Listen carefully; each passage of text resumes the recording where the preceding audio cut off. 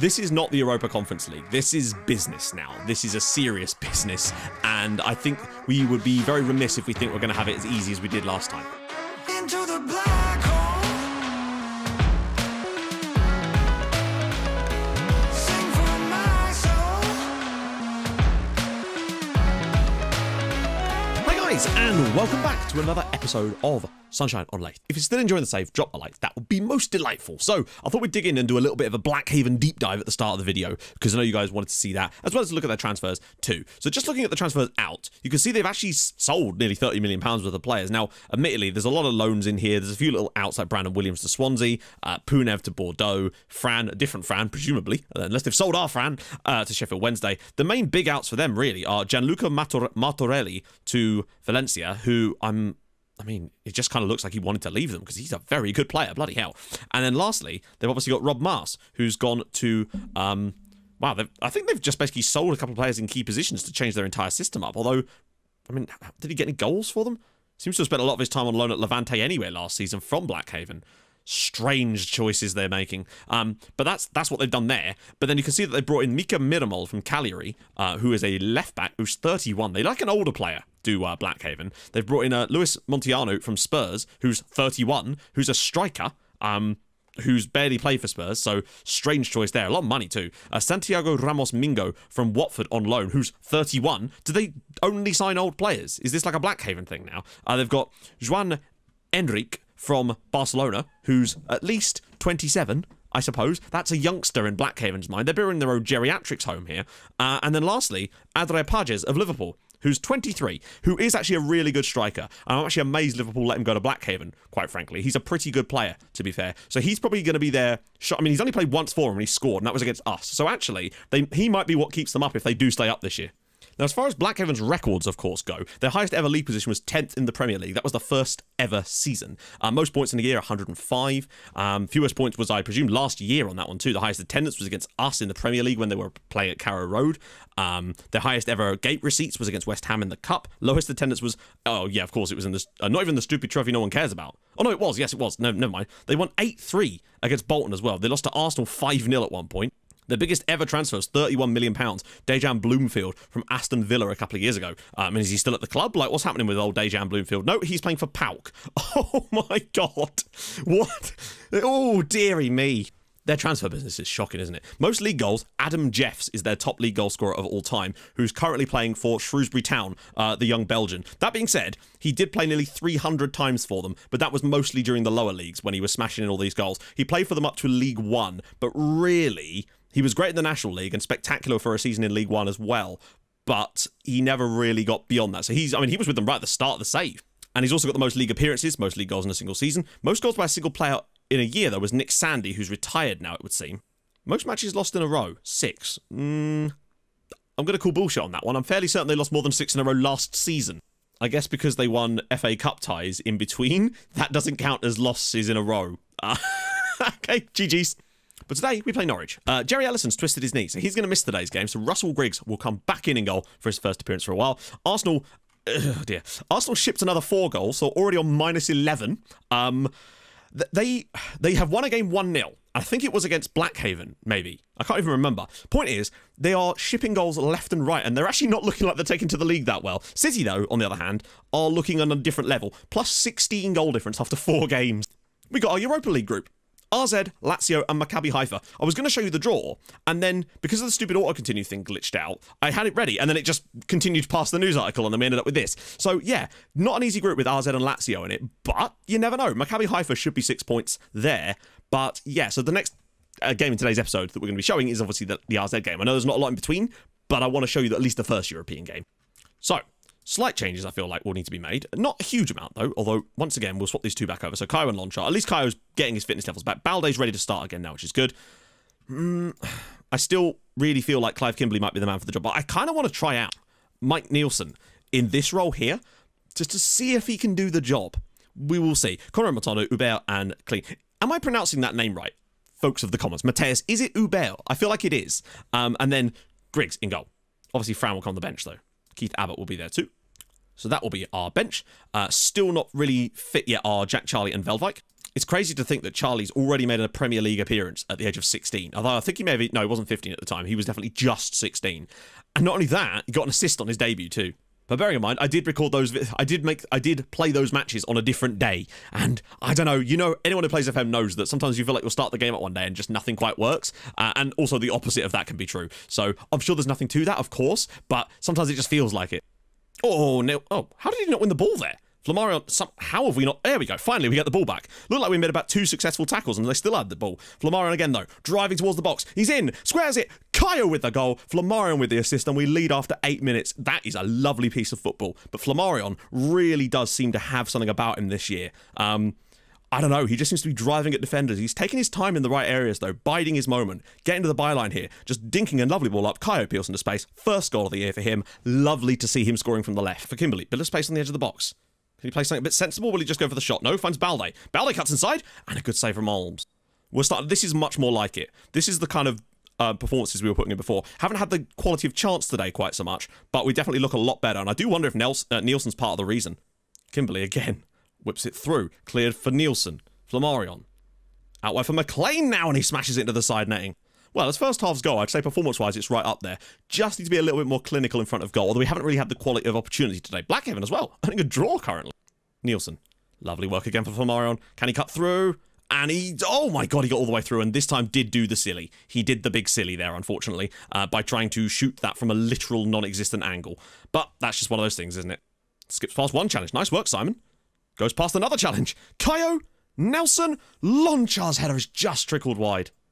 That was not up to his normal standards. God, the amount of highlights we've had in this game is nuts. It's just every time the play stops, it's just another highlight for us. But, I don't know. It just feels like something's about to happen, and it's not going to be good, but we'll see. Looks like... Oh, you've got to be joking me.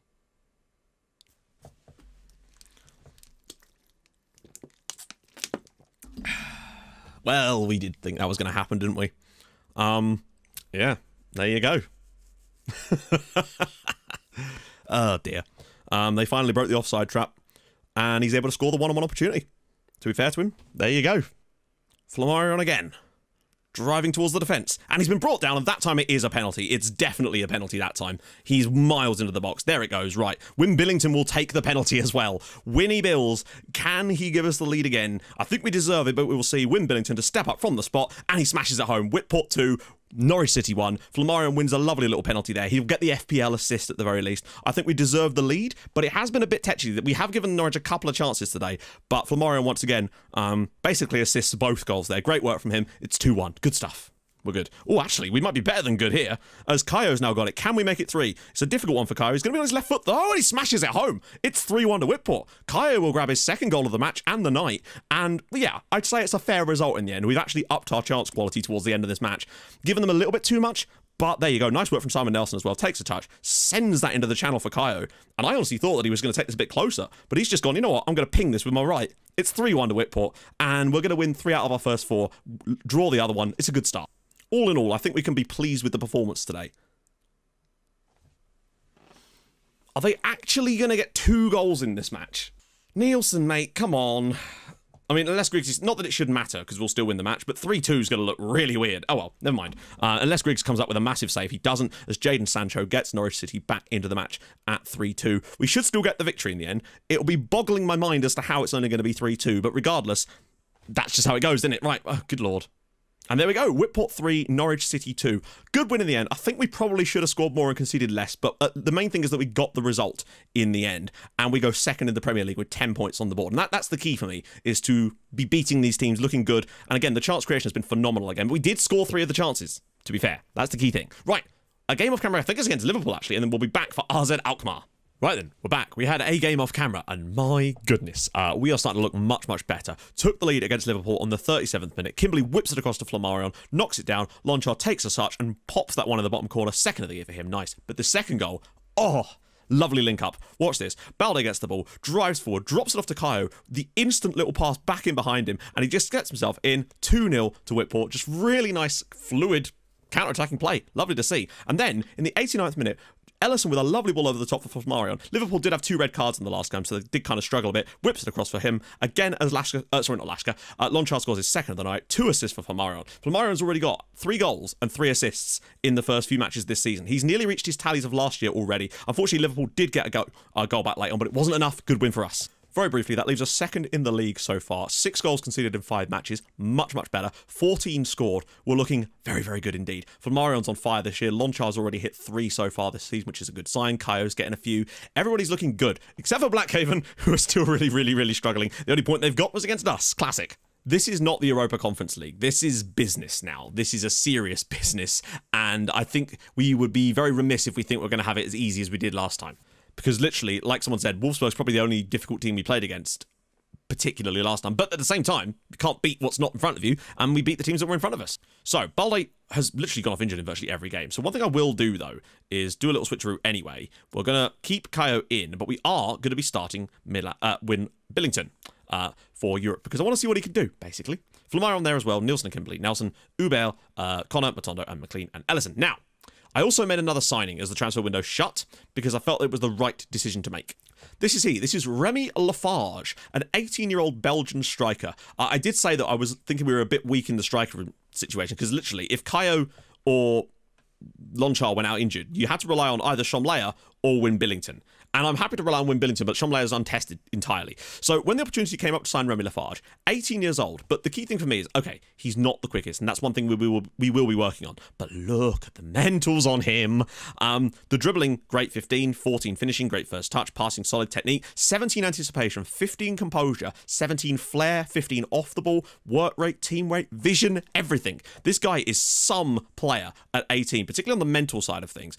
And £26 million was the release clause, but I was happy to pay it just to have a chance to have a player like this. So young, to be so wise at such a young age is very, very impressive for him. And I think he'll be able to do a solid job for us covering a few positions. The one thing he really lacks is pace. And because of his work rate and stuff, I'd probably play him in the pressing forward role. And the other key thing about him is that he's good on his right foot, but he's also got a reasonably strong left foot too, which is very, very useful indeed. I think I like Remy Lafarge a lot. And it's a cool name, Remy Lafarge. He sounds like a villain from like a Agatha Christie or like an Agatha Christie novel. But he's injured currently, so he can't play. He is registered in the squad, though. Ooh, a 4-3-3. So let's go out there and try and do the same thing again. I feel like we've got the confidence to do it. Win Billington, we'll be interested to see how he does in the Europa League. I hope that we've got... did I sort out the bench? I don't think I sorted out the bench. Shit. That was a mistake. I forgot to sort out the bench. So hopefully Win Billington is on the bench. Hopefully Lonchar's on the bench, just in case. Kaio's already won it there. Hang on, let me just check. Costa, Brazili, Chan, Lonchar, Alaska, Fran, and Griggs. Okay, it's not ideal because there's a few players I would have rather had there, but that's fine. Neither is that, actually, as Schlupp is in behind. Ellison needs to be big here, and he's not, as Damon Schlupp gives RZ Alkmaar the lead here at the Lighthouse. Okay, Europa League probably not going to be quite as easy. That, honestly, I kind of blame Simon Nelson a little bit for that. When we lost the ball here, it's because he was in Uber's way. But that being said, we should have still got back quicker. Good ball in behind for Schlupp, and I think these are some good one-on-ones that we've been having scored against us lately, but that's just life, innit? Uber. Ball through from Flamarion this time. McLean's into the box. Although he weirdly wasn't in the box. And Nelson, Simon Nelson, the European adventurer, continues his run of scoring goals in Europe for us, getting us an equaliser in the 6th minute. Lovely crossover. I'm going to call him Kane McLean, just because it rhymes and he sounds like he's like, yeah, John McClane's brother from Die Hard. And there we go. Nelson with a lovely little header for 1-1. Flamarion into the channel. Can he scoop a ball through? Billington! Oh, he can't quite turn it back for someone. Unless they can find Simon Nelson again, and they can. Kaio's delivery, Matondo with the goal, and it's 2-1 to Whitport. Regis Matondo scores his 3rd goal of the season. He is looking like Matala who? I feel like Matondo can do both, though. He's a very good attacking player from set pieces for us, as he's already shown, but I feel like he's got way more defensive capabilities than Matala. Kimberley, back for Flamarion. And whips it through for Kaio, and it's in again. It's 3-1 now as Kaio's on the end of it for 3-1 to Whitport, and we've really just started grinding through RZ. We've woken up a little bit. Took us a moment. Flamarion will grab himself another assist. Kaio will grab his 3rd goal of the season. It's nice to see him hitting the ground running this year. Nice little build-up from us, though. Kimberley just holding that ball up. Flamarion whipping with his left foot this time. Kaio at the near post, making the run across, and it's 3-1. Kimberley on the edge. What's he thinking? Finds Nelson, finds Kaio, and nearly another goal. Uber's ball through, and Flamarion's at the back post, and it's now 4-1 to Whitport in the first half. And yeah, they awoke the dragon when they took the lead against us early on. Flamarion grabs his 4th goal of the year. Uber will grab his 1st assist for the club. Just given so much space out wide. Lovely first touch, driving into the box. Works a bit of space. Nobody's at the back post, and Flamarion's got an easy finish. Uber. I know we've built a better team than last year, and I am interested to see how that functions in Europe now against the tougher opposition than we played last time around. Nelson, Uber in there again. Surely he can't find Flamaran once more. Nelson not quite digs it out. Nope. Uber now might get a shot on himself. Flamaran's header, and it's in again, and it's 5. The same combination once again as Whitport take a 5-1 lead now at home to RZ, and Flamaran scored his second goal of the night. He has looked a lot better this year. I know it's a slightly worse quality of opposition, but even against the better teams in the Premier League, he's really stepping things up. Another assist for Ribera is good too, on his right foot this time, but Flamaran's just all over the place. I think he might be our top scorer in all comps now. Kimberly for Kayo, surely not, and it's 6 in the first half. I don't know what's happened. Kayo scores his 4th goal of the season, and we lead 6-1 by half time. I get the feeling the Europa League might actually be on the cards for us, albeit there are some very, very good sides in this tournament still. And I realise, obviously, with the Dutch league not being switched on, it definitely has affected them in some way. We'll see what Lazio's like. I don't think it really helps that they're playing a 4-3-3, and we, generally speaking, are quite good against that shape anyway. Although the second half's been somewhat subdued. We've really not turned up much in this second period so far. Not that we really need to. It's why I've made a couple of little subs just to try to solidify things a little bit, rest a few players out, get some players some fitness levels in. Lonchar's onto the pitch. Now can he find a pass to the back post? And Nelson over the bar. I'd be a bit disappointed if we still ended up winning only 6-1 despite being 6-1 up at half time, but I suppose it's hard to motivate players even when you tell them not to be complacent when you're in those sort of positions. Nelson, Kayo, and it's 7. Kayo scores his 5th of the year, smashing that home, and yeah, we do quite well in the old European games, don't we? It's why can't we do this against like Blackhaven, eh? Like, it's always, I mean, to be fair, they're a better side than RZ. Kimberly with the ball out wide, Nelson knocks it down, and Kayo just first time on the half volley smashes it 7-1. Surely there isn't one more here. Lonchar. Kayo's already got 3 on the night. It's good for confidence, if nothing else. Might help us in the league a little bit. Bruzidi round the side. Back post, and Nelson! And it's in, and it's 8. Simon Nelson scores his 2nd goal of the night, and we are 8-1 up against RZ Alkmaar. We've not even had that many chances overall in this game. We've just been absolutely ruthless, and I do wonder again if it's because we're just taking our time over chances a little bit more. Like, I feel like this game would have finished like 2-0 to us last season. I know we did have that big win at one point. 8-1 to Whitport. My God. They were just absolutely hapless for that period of time. In the second half, they sort of stemmed the flow a bit, but not by that much. Whitport Athletic 8, RZ 1. Yeah, we scored Matondo's goal on the 23rd minute, but then 28th, 42nd, 40th, 32nd. It's a good start. It's a good start.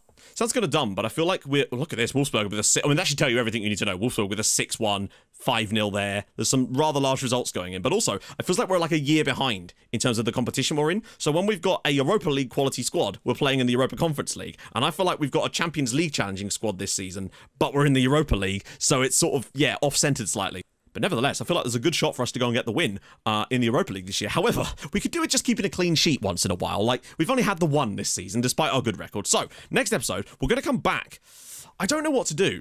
Like, I do want to focus on the Europa League stuff, because why the hell not?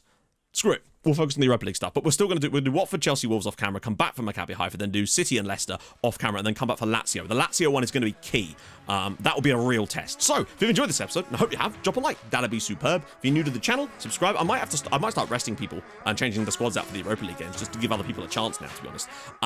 Yeah, I stream on Twitch on Tuesdays and Thursdays, and usually at the weekends too. It's Streamer Showdown tonight. The draft is going on right now, so if you're watching this video, after this, head over to Twitch. We'll be drafting from La Liga and the Bundesliga. So that's going to be fun. Sponsored by KFC as well, would you believe it? Anyway, I'll see you guys soon. Hold your gun, capybara. Bye-bye.